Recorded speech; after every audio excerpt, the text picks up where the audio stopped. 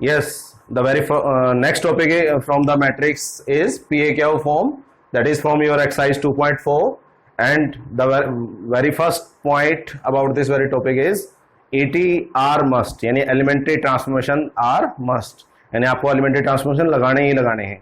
मतलब आपको डायगोनल को 1 बनाना है और आपने नीचे और राइट में 0 बनाना है उस डायगोनल एलिमेंट की हेल्प से। तो that's how the ET operations work out. तो जस्ट मेक श्योर कि आपको समझ में आ गया है ET ऑपरेशन, और नहीं तो इसका वीडियो लेक्चर आप दोबारा देख सकते हैं जाके। ओके, तो now what is the concept in PAQ form? Okay, in this type you will be given with A matrix A।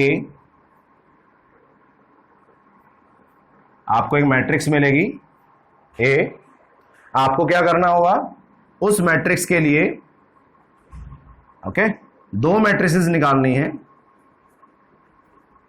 P और Q, सच दैट तीनों की product P A Q in this order is a normal form. Okay, क्या concept है? एक matrix आपको given होगी, आपसे दो मैट्रिक्स पूछी जाएंगी P और Q, सच दैट कि तीनों की product P into A into Q हमेशा नॉर्मल फॉर्म है। ऑब्वियसली अगर मैं एक मैट्रिक्स आपको देता हूं, लेट्स सपोज मैट्रिक्स में लिख रहा हूं 1 -1 -1 1 1 1 एंड 3 1 1।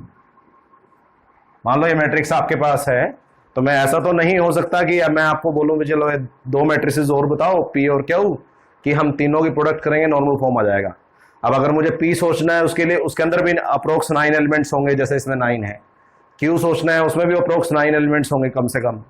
तो मेरे को पहले तो 9 एलिमेंट्स सोचने हैं, फिर उनकी मल्टीप्लाई करके देखनी है कि वो नॉर्मल फॉर्म आती है नहीं। Obviously it's can't be gas work कि भी ठीक है आप गैस कर लीजिए, उस हिसाब से आपके आंसर आ जाएंगे। तो कुछ एक सिस्टमैटिक तरीका है जो आपको फॉलो करना पड़ेगा, वही उसी की बात हम कर रहे हैं कि what is the systematic path to find the P and Q matrices for a given A matrix. Okay, क्या कंसेप्ट है? बहुत इजी सा है। ऑब्वियसली आपके पास A होगा, गिवन होगा, तो आप आराम से A को ये लिख सकते हैं A is equal to I into A into I। A is the given matrix and I is the unit matrix जो आपको दे रखी है। तो ऑब्वियसली किसी मैट्रिक्स को आप I से मल्टीप्लाई करेंगे तो कोई फर्क नहीं पड़ता। तो अब हम क्या करेंगे, इस A को ऑपरेशन लगा के, again ETR allowed, row operation भी अलाउड है, कॉलम ऑपरेशन भी अलाउड है। लेफ्ट में मेरे पास एक ही मैट्रिक्स है तो रो भी उसी पे लगेंगे और कॉलम भी उस पे लगेंगे। तो अल्टीमेटली आपने इस ET लगा के इसको क्या फॉर्म में रिड्यूस करना है? Normal form. ऑब्वियसली जो लेफ्ट में आपने रो या कॉलम ऑपरेशन लगाए हैं वो राइट में भी अप्लाई करने पड़ेंगे क्योंकि बोथ साइड्स आर इक्वल। हमें आंसर में PAQ चाहिए, तो A तो एज इट इज चाहिए, तो इसको तो भूल जाइए। ओके, तो यहां कुछ भी वैल्यू चाहिए जो आपको नहीं आएगी आपके पास, तो PAQ A as it is चाहिए, तो we will not bother about A। मुझे I और I की चिंता है यहाँ पे। अब ऑब्वियसली यहां मैं रो भी लगा रहा हूं, कॉलम भी लगा रहा हूं, बट राइट में मेरे पास दो ऑप्शन है, ये दो I हैं। तो मैं क्या करूंगा, सिर्फ रोज ऑपरेशन इस पे लगाऊंगा, तो ये भी कुछ ना कुछ बन ही जाएगा। A तो एज इट इज आएगी, जितने भी रोज ऑपरेशन है रोज वो सारे इस I पे लगेंगे, और जितने भी कॉलम्स हैं वो सारे इस I पे लगेंगे।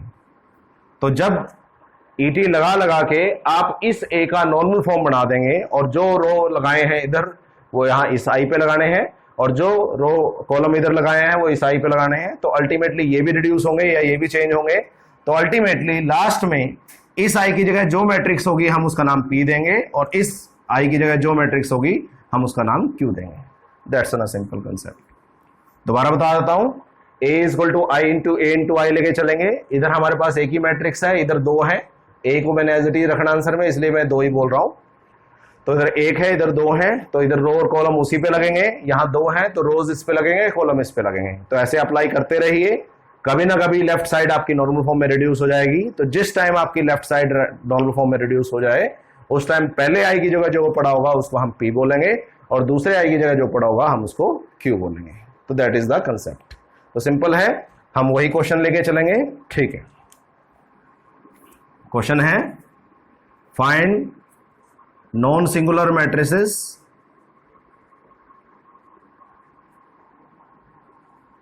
P and Q for the matrix, for the given matrix 1 minus 1 minus 1 1 1 1 3 1 1 such that P into A into Q is a normal form। तो नॉर्मल फॉर्म आपने की थी, अल्टीमेटली काम वही है, डायगोनल को 1 नीचे 0 और राइट में 0, बट अब थोड़ा हम बड़ा हो गया, यानी एक्सप्रेशन बड़ा हो गया थोड़ा सा। ठीक है, अब ये क्वेश्चन है हमको, अब इसको सोल्व करना है, करते हैं solve. Now solution is there, as we know that A is equal to I into A into I। Okay, मैंने ए मैट्रिक्स मेरे को गिवन है, आई आपके आइडेंटिटी मैट्रिक्स है, ए में वही मैट्रिक्स है सेम, और आई अगेन एक आइडेंटिटी मैट्रिक्स है। तो मैं वैल्यू पुट करूंगा, इट्स ए की वैल्यू 1 minus 1 minus 1 1 1 1 3 1 1। फर्स्ट आई की वैल्यू मैं पुट करूंगा 1 0 0। इन आईज का ऑर्डर क्या होगा अभी बात करेंगे हम, फिलहाल नहीं। ए मुझे आंसर में एज इट इज चाहिए, तो that's why I am writing A as it is 1 0 0 0 1 0 0 0 1। लो जी, तो मैंने ए की वैल्यू पुट कर ली, इस आई की वैल्यू पुट कर ली, नेक्स्ट ए की वैल्यू पुट कर ली, सॉरी ए की वैल्यू पुट नहीं की, और इस आई की वैल्यू पुट कर ली। ठीक है, चलो स्टार्ट करते हैं। मेरा मेन मोटिव है इसको आपने नॉर्मल फॉर्म बनाना है, और जितने इसके रो ऑपरेशन है वो सारे इस पे लगाने हैं, और जितने इसके कॉलम ऑपरेशन है वो सारे इस पे लगाने हैं, सो दैट अल्टीमेटली मेरे पास लेफ्ट में नॉर्मल फॉर्म आ जाए, राइट में पी एंड क्या हुआ जाए। चलो करते हैं ये एम बाय अप्लाइंग, ऑलरेडी यहाँ 1 है, तो बाय अप्लाइंग मैं इन दोनों एलिमेंट्स को जीरो कर सकता हूँ, इस एलिमेंट की हेल्प से इनको भी जीरो करना है और इनको भी जीरो करना है। चलो करते हैं R2 माइनस R1 और R3 माइनस 3R1।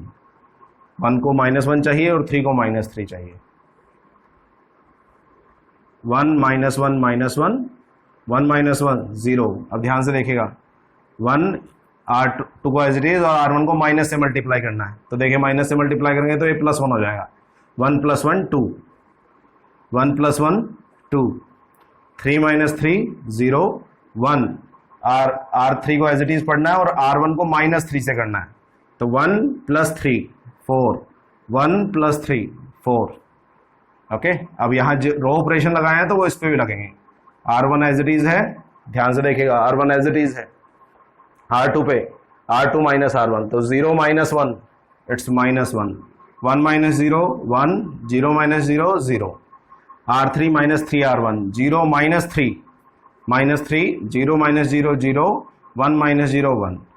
तो आपकी फर्स्ट मैट्रिक्स सेम है, A इज देयर, और 1 0 0 इस पे कोई फर्क नहीं पड़ेगा क्योंकि आपने अभी कॉलम ऑपरेशन नहीं लगाया है। Let's suppose through out the operation आपने एक भी कॉलम ऑपरेशन नहीं लगाया, तो ये सेम पड़ी रहेगी, एज सच कोई प्रॉब्लम नहीं है। ठीक है, तो नाउ ये डायगोनल 1 बनाया, नीचे 0 बन चुके हैं, अब राइट में 0 की बारी है। तो बाय अप्लाइंग C2 + C1, क्योंकि ये -1 है +1 सिंपली आ जाएगा, और C3 + C1 1 0 0, या -1 + 1 करेंगे तो 0 2 4 0 2 4। ये सेम रहेगा क्योंकि इस पे सिर्फ रो लगाने हैं आपने। ए यहां लगेगा ऑपरेशन अब, क्योंकि कॉलम इस पे लगाना है। C1 as it is 1 0 0, C2 में C1 ऐड करना है, तो 0 + 1 1 1 0, आप 0 + 1 1, 0 + 0 0 और 1 + 0 1। लो जी, तो दैट्स हाउ। तो यहाँ हमारा फर्स्ट स्टेप खत्म हो चुका है कि भाई डायगोनल को 1 बनाना है और नीचे और ऊपर राइट में, नीचे और राइट में 0 बनाना है। तो that has been done. Now next diagonal को 1 बनाना है, तो आप 1 बनाने के लिए आप 2 से डिवाइड कर सकते हो इसको। That will be quite easy for you, क्योंकि 2 से ऐसे आपका कोई प्रॉब्लम नहीं है किसी भी तरह के। तो वही करेंगे।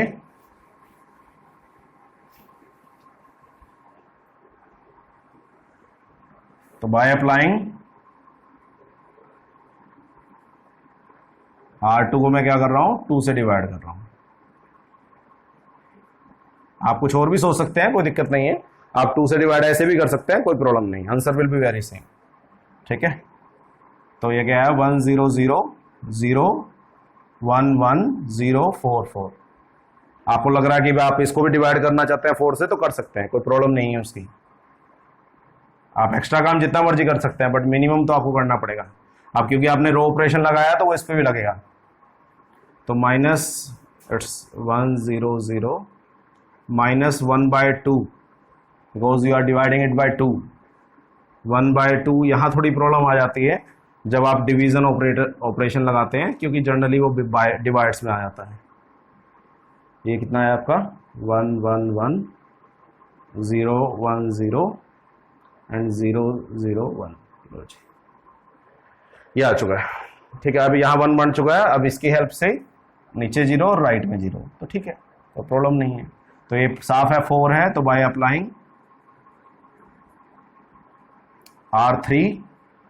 R3 माइनस 4 R2, क्योंकि 4 है -4 चाहिए इसको। That is 1 0 0 0 1 -1, sorry 0 1 1 0 4 -4 0 4 -4 0। That's great. Okay, क्योंकि रो ऑपरेशन लगाया तो इस पर भी लगेगा, सिर्फ R3 चेंज होगी 1 0 0 माइनस 1/2 1/2 0। अब यह देखिए यहाँ ध्यान से, R3 को एज इट इज पढ़ना है, और R2 को जब पढ़ेंगे तो -4 से मल्टीप्लाई करेंगे। तो -3 इसको -4 से करो, ये आएगा -4, इसको -4 से करेंगे तो ये 4/2 आएगा। देखो -1/2 पड़ा है, -4 से आप मल्टीप्लाई कर रहे हैं, तो ये आ गया 4/2, दैट इज 2। सिंपल। ओके, तो यही करेंगे हम। तो -3 इसको -4 से मल्टीप्लाई करेंगे तो इट विल बी 2 ओवरऑल 2। तो -3 + 2 दैट इज -1। 0 इसको -4 से करेंगे तो -2 आएगा। 0 - 2 दैट इज -2, और 1 + 0 1। ए, क्योंकि रो ऑपरेशन लगाया था तो इसको कोई फर्क नहीं पड़ने वाला। जितनी बार कॉलम लगाएंगे वो इस पे लगाएंगे, और जितनी बार रो लगाएंगे वो इस पे लगाएंगे। तो दैट्स फॉर डन। अब कॉलम ऑपरेशन की बचा हुआ है, क्योंकि डायगोनल नीचे तो 0 बना चुका है, राइट में 0 बनाना था। तो बाय अप्लाइंग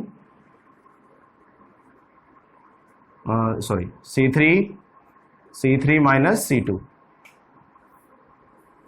1 0 0 0 1 0 0 1 - 1 0 0 - 0 0 1 0 0 -1/2 1/2 0 -1 -2 1। ए, क्योंकि इसको कोई फर्क नहीं पड़ा, क्योंकि ये सिर्फ रोज में लगते हैं इस पे। कॉलम्स देखें, C3 - C2 करना है, तो अल्टीमेटली मुझे 1 0 0 1 1 0 कॉलम सेम रहेंगे, दो C1 और C2। C3 देखें 1 - 1 दैट इज 0 0 - 1 दैट इज -1, और 1 - 0 दैट इज 1। सिंपल, यानी ऑपरेशन है सिंपल। अगर आपको ज़्यादा लंबी चौड़ी इसमें दिक्कत नहीं आएगी, तो ये कंसेप्ट आ गया। तो अल्टीमेटली अगर आप ध्यान से देखें तो जो लेफ्ट हैंड साइड है वो नॉर्मल फॉर्म में रिड्यूस हो चुकी है, क्योंकि जितने डायगोनल थे वो 1 बन चुके हैं, और जितने नॉन डायगोनल थे उसकी वजह से 0 बन चुके हैं। देखो 1 0 0 1 0 0, यहाँ कोई 1 बनना नहीं, तो ठीक है, 0 इज प्रेफरेबल। अगर नॉन 0 है तो 1 होना चाहिए, तो दैट्स फाइन विद इट कि 0 है। तो मैंने बताया था नॉर्मल फॉर्म बनाते टाइम सिर्फ कोई हो सकता है कोई रो या कॉलम 0 ना बने, सिर्फ कुछ रोज 0 बने, सिर्फ कुछ कॉलम 0 बने, और कुछ रोज भी 0 बन जाए और कॉलम भी। तो मैंने बताया था कैसे लिखते हैं इसको। This is your I2, okay, उसके बाद जितनी रोज है उनके नाम का एक जीरो, जितनी कॉलम्स है उनके नाम का एक जीरो, और एक सिमेट्री के लिए जीरो। जो लास्ट राइट में बचे हैं 1 0 0 minus 1/2 1/2 0 -1 -2 1, it's A, and finally 1 1 0 0 1 -1 0 0 1, ये आ गया। तो अल्टीमेटली ये नॉर्मल फॉर्म में रिड्यूस हो चुका है। तो जिस टाइम ये नॉर्मल फॉर्म में रिड्यूस होगा तो इसका नाम हम P देंगे और इसका नाम हम Q देंगे। सो P is equal to 1 0 0 -1/2 1/2 0 -1 -2 1, Q देंगे इसका नाम 1 1 0 0 1 -1 0 0 1। तो that's your answer, that's it. तो पी ए क्या फॉर्म में क्या होगा, आप A equal to I into A I लेके चलेंगे और लेफ्ट में सारे रो कॉलम लगेंगे, राइट में फर्स्ट पे सारे रो लगेंगे, सेकंड पे सारे कॉलम लगेंगे। Keep on moving elementary transformation आपको फिक्स है भी एक ही तरीके से होना है, अलग अलग कोई रैंडम तरीका तो है ही नहीं उसका। तो 1 डायगोनल को 1 डाउनवर्ड एंड राइट में 0, फिर नेक्स्ट डायगोनल को 1 डाउनवर्ड एंड राइट में 0। तो keep on moving like this. तो अल्टीमेटली लेफ्ट में जब नॉर्मल फॉर्म बन जाएगी तो फर्स्ट मैट्रिक्स का नाम हम P दे देंगे और सेकंड मैट्रिक्स का नाम हम Q दे देंगे। कई बार इसके बाद भी हेंस फाइंड द रैंक पूछ लेते हैं। तो आपको पता है रैंक कैसे निकालते हैं, जितने भी ऑर्डर नॉर्मल फॉर्म में जितने भी ऑर्डर की यूनिट मैट्रिक्स बनती है वो आपका रैंक होता है। सो रैंक ऑफ A इज 2, क्योंकि आपकी 2 ऑर्डर की यूनिट मैट्रिक्स बनी है, दैट्स इट। तो आप नॉर्मल फॉर्म से भी रैंक, आपको दो तरीके आ चुके हैं आपको रैंक निकालने के, एक नॉर्मल फॉर्म से रैंक निकालना, ठीक है, और एक माइनर के तरीके से। क्वेश्चन में सिर्फ पेपर में सिर्फ अगर रैंक आए तो माइनर का तरीका यूज करना है। अगर नॉर्मल फॉर्म के बाद पूछ ले या पीए के फॉर्म के बाद पूछ ले तो आप वहां से बता सकते हैं इसको। ओके, ठीक है, दैट्स ऑल फॉर द पीए के फॉर्म। अच्छा, yes, I am missing one point more about the PAQ form. As we know, in the starting we are writing it as A is equal to I into A into I. Now the question arise कि भी इस I का order कितना है और इस I का order कितना है, मतलब ये आइडेंटिटी मैट्रिक्स है, 1 क्रॉस 1 की है, 2 क्रॉस 2 की है, 3 क्रॉस 3 की है। तो ये डिपेंड करेगा मैट्रिक्स के ऑर्डर पे। ध्यान से देखिएगा, अगर मैट्रिक्स A है, ये M क्रॉस N ऑर्डर की है, तो जो फर्स्ट, मैं दोबारा लिख देता हूँ उसको, जो फर्स्ट आई होगा वो इसकी नंबर ऑफ रोज, क्योंकि आपको पता है इस आई पे सारे रोज ऑपरेशन लगाने हैं, तो इसकी रोज जितनी होंगी उतना इसका ऑर्डर होगा, और इस आई पे सारे कॉलम लगाने हैं तो जितना इसमें कॉलम होंगी उतना इसमें होगा। मतलब अगर आपके 3 क्रॉस 3 की मैट्रिक्स है, जैसे पिछला क्वेश्चन था, तो आप यहां भी I3 लेंगे और यहां भी I3 लेंगे। बट अगर आपकी मैट्रिक्स 3 क्रॉस 4 की है तो आपकी रोज 3 है, तो रोज ऑपरेशन तो इस पे लगाने हैं, तो ये रोज तो सेम रहेंगी, बट कॉलम ऑपरेशन इस पे लगाने हैं तो इसकी ऑर्डर कितना हो जाएगा, 4। तो अल्टीमेटली जैसे अगर लिखूं तो मैं इसको 1 0 0 0 1 0 0 0 1 A और 1 0 0 0 0 1 0 0 0 0 1 0 0 0 0, क्योंकि 4 क्रॉस 4 ऑर्डर की है तो ये 4 क्रॉस 4 की है। तो जस्ट ध्यान रखिएगा इस बात का कि जितने मैट्रिक्स में नंबर ऑफ रोज होंगी उससे फर्स्ट आइडेंटिटी मैट्रिक्स का ऑर्डर सेट होगा, और जितनी इसमें कॉलम्स होंगी उससे सेकंड आइडेंटिटी मैट्रिक्स का ऑर्डर सेट होगा। मेन बात सिंपल है, वैसे स्ट्रेट फॉरवर्ड लॉजिक है, कोई दिक्कत नहीं है, होनी चाहिए इसमें, क्योंकि आपको पता है इस पे सारे रोज ऑपरेशन लगने हैं तो जितनी रोज इसमें होंगी उतनी इसमें भी होंगी, और इस पे सारे कॉलम ऑपरेशन लगने हैं तो जितनी कॉलम इसमें होंगी उतनी इसमें भी होंगी। Simple. Okay, just do care about this very thing.